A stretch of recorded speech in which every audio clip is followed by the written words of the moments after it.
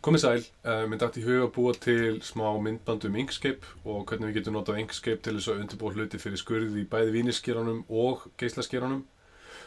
Í þessu einfalda myndbandi ætla ég bara að taka einfalda mynd, í þessu tilfelli bara Háskóla Íslands.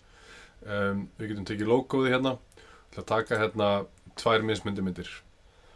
Og þá get ég hægri smelt á myndina og farið í Copy Image.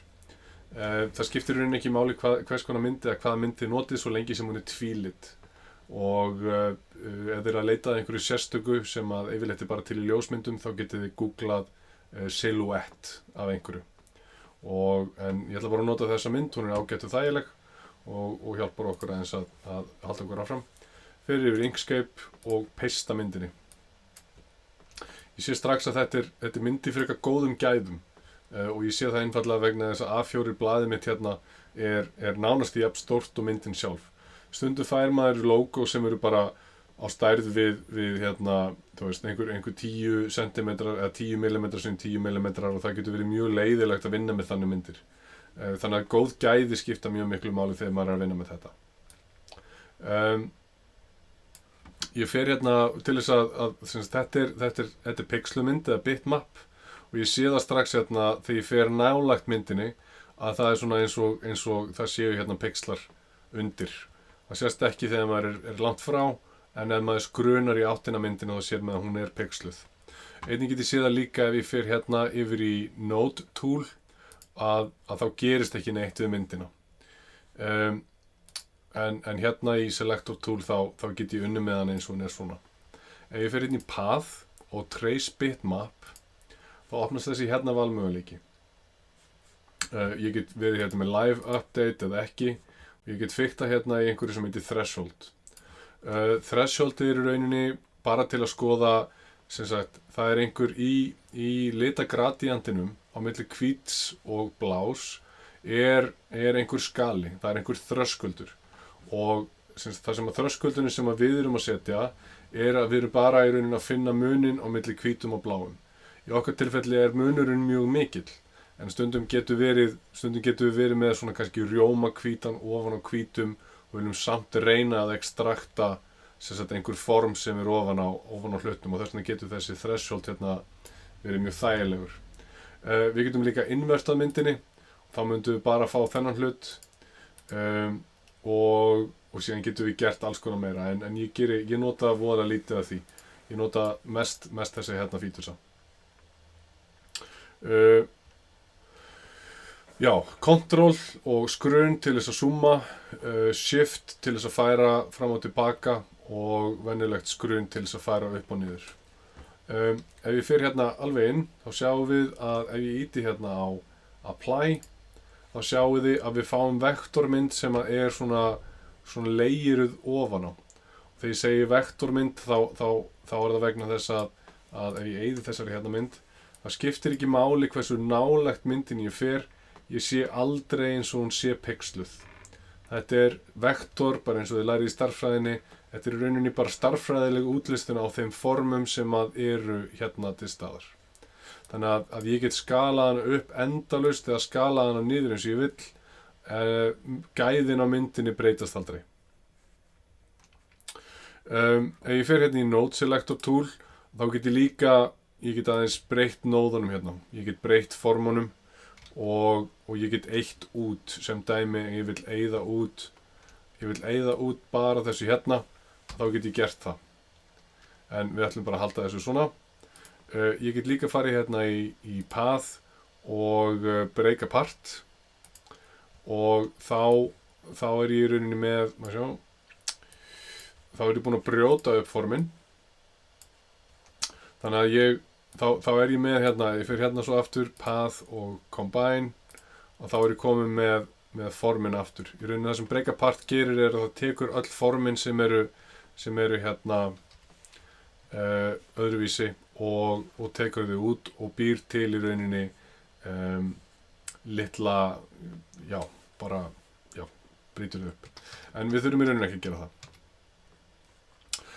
Eins gæti ég búið til hérna eins og ef ég ætla að gera, ég segi eins og svo, ég ætla að taka þess mynd, fer í Path og Break Apart, höfum þennan hérna bara rauðan, þá sé ég þetta betur og ég set hann hérna niður á lower selection to bottom.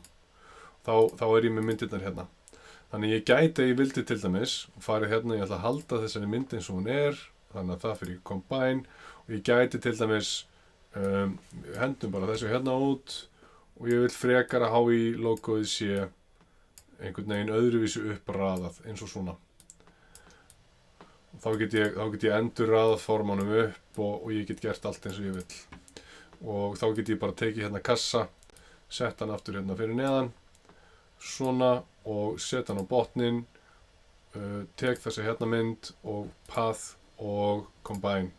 Og þá er ég komin með þetta, síðan get ég gert það sama við þessa hérna path og combine og þá er ég komin með annars konar logo, annars konar mynd.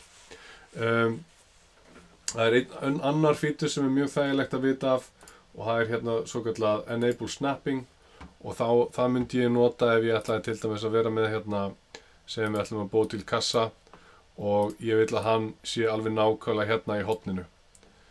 Og þá get ég nota snapping til þess að gera það. Það getur verið mjög óþægilegt og leiðilegt að nota snapping ef að ég græði ekkert á því, þannig að maður hefur það sjaldnast kveikt.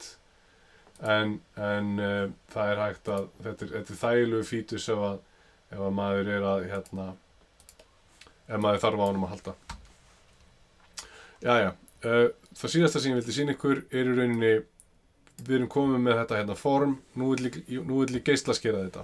Og ég vil skera þetta út alveg bæði kassan en eins og vil ég skera út stafina og ég vil skera út allt logoið.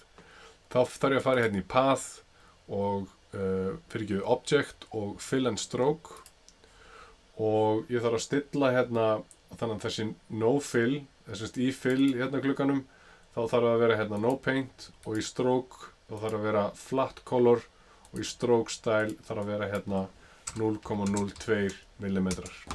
Og þá er svona eiginlega eins og formið hverfi en það bara var til þess að formið var mjög lítið. Vissulega sé ég hérna uppi að þetta er stærðin á myndinni, þannig að setjum bara aftur flat color og segjum sem svo ég vilji hafa myndina akkurat segjum 100 mm á stærð en þá skalast bara þessi hérna gluggi niður, þannig að ef ég ýti hérna á lásinn og set hérna 100 mm akkurat að þá minnkar þetta niður í þetta. En ef ég fer hérna í fill, gerir no color, stroke paint og fer svo í stroke style og gerir hérna 0,02 af því að við viljum hafa það fyrir geislaskurinn okkar, þá sjáum þið samt hérna að myndin okkar á hæð er sem sagt 100,02.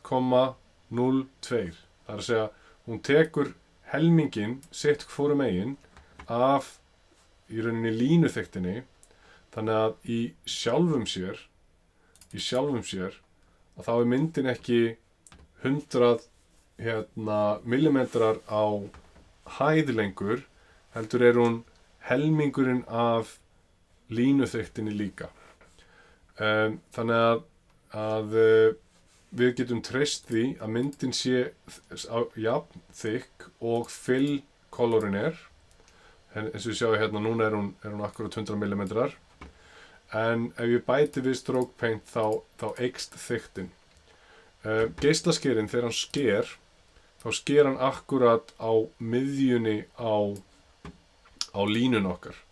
Hann ferðast hérna og þá vitum við að myndin er ekki fara að vera þetta, hún er ekki fara að vera 100 mm, hún er að fara að vera 100 mm plus